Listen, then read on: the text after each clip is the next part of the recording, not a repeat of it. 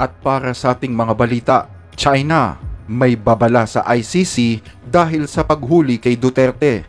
At ang kulungan ni Duterte sa ICC, ating sisilipin. Pero bago natin umpisahan ang ating mga balita, mangyari po lamang na i-like ang video ito para sa patuloy na paghahatid natin ng ating mga updates mula sa loob at labas ng bansa. Malaking tulong po ang inyong like para sa aming mga content creator. Maraming salamat po mga kababayan.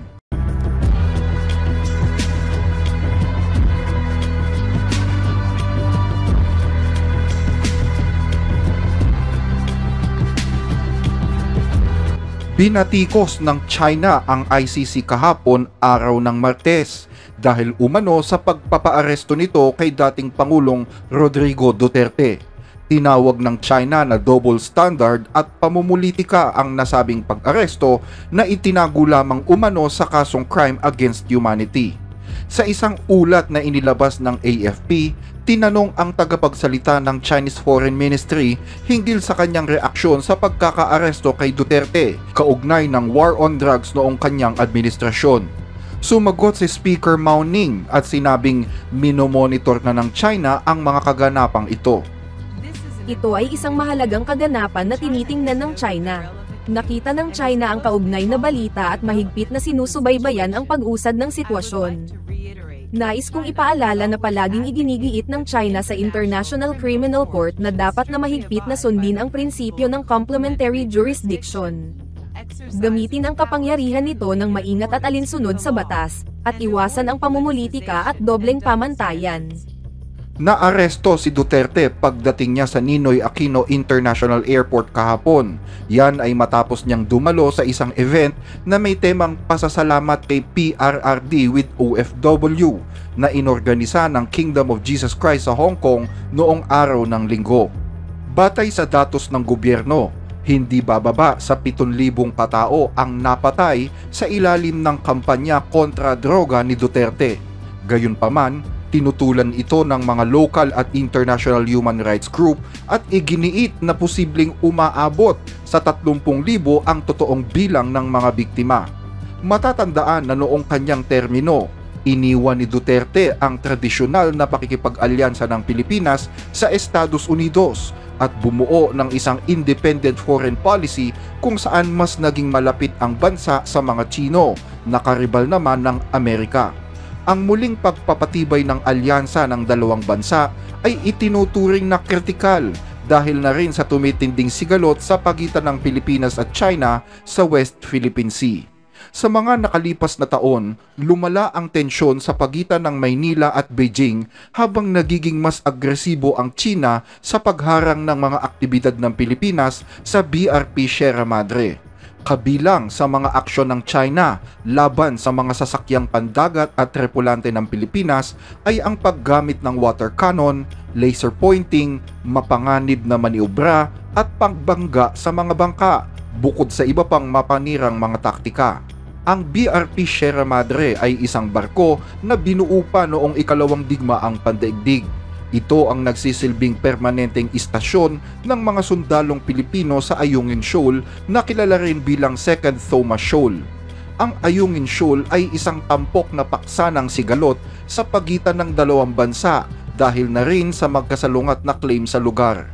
Matatagpuan ito 105 nautical miles kanluran ng Palawan at bahagi ng Exclusive Economic Zone at Continental Shelf ng Pilipinas.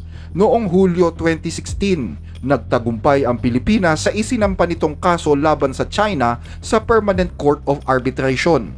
Gayunpaman, nanatiling hindi na ipapatupad ang desisyong ito dahil hindi ito matanggap-tanggap ng China. Isinantabi naman ni Duterte ang arbitral ruling noong siya ang nasa pwesto at tinawag pang ang kapiraso ng papel at nagbantang itatapon ito sa basurahan. Usapang bugoy. Sabihin ko sa iyo, bigay mo sa akin, sabihin ko, putang ina, papel lang yan. Itatapon ko yan sa waste basket. Sa ibang balita, ang kulungan ni Duterte sa ICC, ating sisilipin.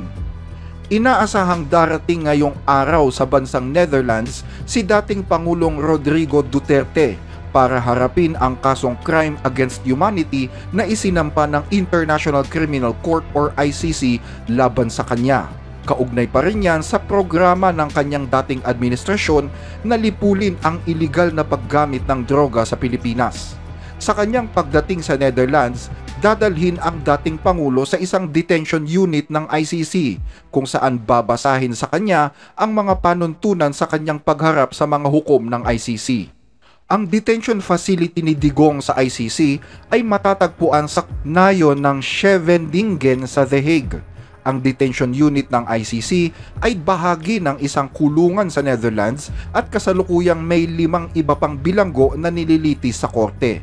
Ito ang kulungan na dating ginamit para sa mga lider na hinabol din ng International Criminal Tribunal gaya nila former Yugoslav President Slobodan Milosevic, Radovan Karadzic at Ratko Mladic. Ayon sa website ng ICC, sa pagtupad ng mandato nito, sinisikap ng ICC Registrar na tiyakin ang mental, pisikal, at espiritual na kapakanan ng mga nakadetine sa loob ng isang episyenteng sistema ng pagpigil, na may pagsasaalang-alang sa kanilang kultural na pagkakaiba-iba at pag-unlad bilang mga individual. Ang bawat bilanggo ay may sariling selda na may computer, pero wala itong access sa internet para naman kahit papano ay makapagtrabaho sila tungkol sa kanilang kinahaharap na kaso. Ang mga selda ay may kama, may mesa, may estante, aparador, palikuran, lababo, telebisyon at intercom upang makausap ang mga gwardya kapag nakakandado ang selda. Maaari rin silang gumamit ng outdoor area para naman makapag-ehersisyo at lumuhok sa mga aktibidad sa palakasan at libangan. 3 beses sa isang araw ang pagkain, pero mayroong isang pampublikong kusina kung saan maaaring magluto ang mga bilanggo gamit ang mga grocery na ibinibigay sa kanila. Ito ay upang maayos nila ang kanilang pagkain ayon sa kanilang panlasa at kultura sa pagkain. Pinapayagan din ang mga bilanggo na tumanggap ng bisita mula sa pamilya o asawa ilang beses sa isang taon. Kung sila ay idiniklarang walang kakayahang pinansyal, sinasagot ng korte ang gastusin ng pagbisita hanggat maaari. Ayon sa mga alituntunin ng ICC, lahat ng mga bilanggo ay dapat humarap sa pre-trial chamber pagdating nito sa korte, sa harap mismo ng mga taga-usig.